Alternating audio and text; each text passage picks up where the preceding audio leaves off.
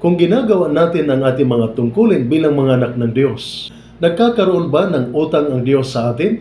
Kaya siya naging obligado at wala na siyang magagawa kundi tayo ay iligtas? At maari na nating ipagyayabang na natitiyak na natin ang ating kaligtasan o tayo ay tiyak na ligtas na dahil lamang sinusunod natin ang kanyang kautusan? Ako po si Father Dion, ng Post-Catholic Chaplain ng Headquarters and Headquarters Support Group, Philippine Army. At ito po ang salita ng Diyos, ang ating gabay.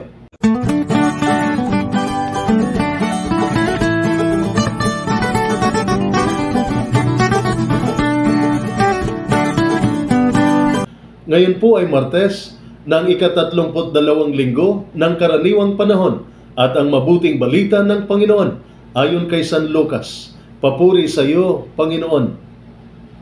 Sino sa inyo ang magsasabi sa kanyang aliping kagagaling sa pag-aararo o pagpapastol ng mga tupa sa bukid, halika at kumain ka na? Hindi ba't ang sasabihin ninyo'y, ipaghanda mo ako ng hapunan, magbihis ka at silbihan mo ako habang ako'y kumakain?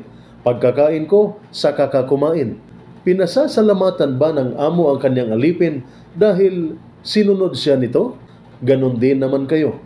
Kapag nagawa na ninyo ang lahat ng iniutos sa inyo, sabihin ninyo, kami mga aliping walang kabuluhan, tumutupad lamang kami sa aming tungkulin. Ang mabuting balita ng ating Panginoon, pinupuri ka namin, Panginoong Hesukristo. Ang mga bonus, mataas na sahod, mga allowance, profit sharing, at commission ay ilan lamang sa mga benepisyo na maaring ibigay ng mga employer sa kanilang mga manggagawa o empleyado bilang motibasyon upang mas magsikap sa trabaho at upang gantimpalaan sila sa mabuting pagganap sa kanilang mga tungkulin. Sa mabuting balita, simpleng inilarawan ni Jesus ang batayang pananaw na dapat taglayin ng isang alipin o manggagawa.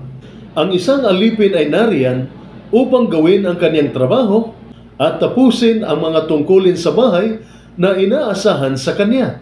Walang mga insentibo at benepisyo na nagpapahikayat sa kanya na magtrabaho ng mas mabuti at gantimpalaan siya kapag natapos na ang kanyang mga gawain sa bukid. Hindi niya hinihiling na sumali sa hapagkainan at makisalo sa pagkain kasama ang kanyang Panginoon. Kailangan niyang tapusin ang kanyang mga trabaho bago siya kumain at magpahinga. Ang layunin ni Jesus sa talinghagang ito ng Ebanghelyo ay simpleng ituwid ang paraan ng pakikitungo ng mga eskriba at pariseyo sa Diyos. Iniisip nila ang relihiyon bilang isang kasunduan sa pagitan ng Panginoon at alipin. Ginagawa nila ang kanilang mga relihiyosong tungkulin sa pag-asang makakuha ng espesyal na gantimpala at mas mabuting pagtrato sa kaharian ng Diyos. Tiyak na hindi natin maaring gawing nagkakautang ang Diyos.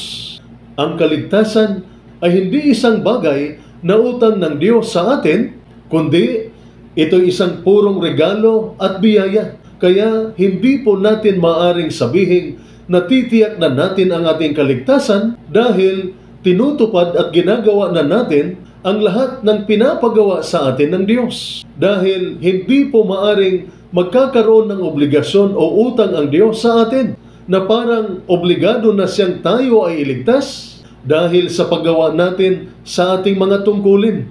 Sabi nga ng Panginoon sa mabuting balita, pag natapos natin ang ating mga gawain, sabihin natin tayo ay mga alipin na walang kabuluhan at ginagawa lamang natin ang ating mga tungkulin. Kaya ipagkakatiwala natin sa Diyos ang anumang ibig niyang ibigay sa atin sa katapusan ng panahon.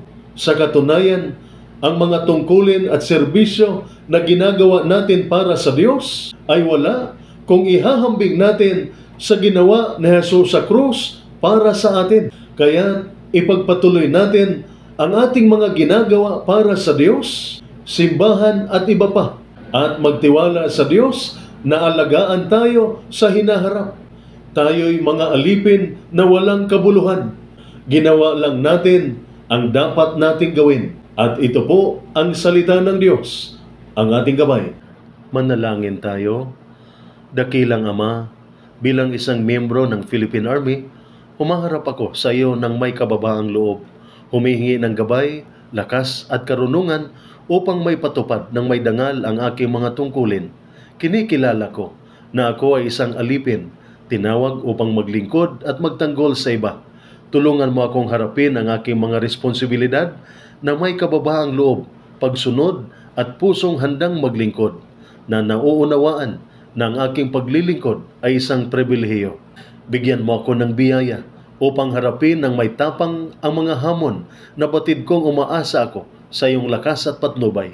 Punuin mo ako ng iyong banal na espiritu.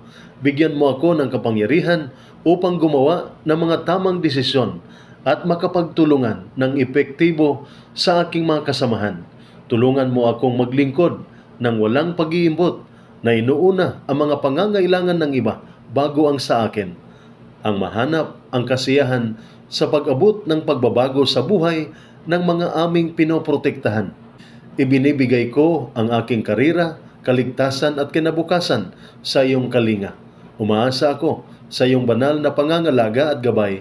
Naway ang aking paglilingkod sa Philippine Army ay magdala ng kaluwalhatian sa iyong pangalan at maging isang patunay ng integridad, tapang at karangalan. Sa pangalan ng Jesucristo, aking tagapagligtas at Panginoon, ako'y nananalangin. Amen. At sumainyo at sa inyong pamilya ang pagpapala ng makapangyarihang Diyos, Ama, Anak at Espiritu Santo. Amen.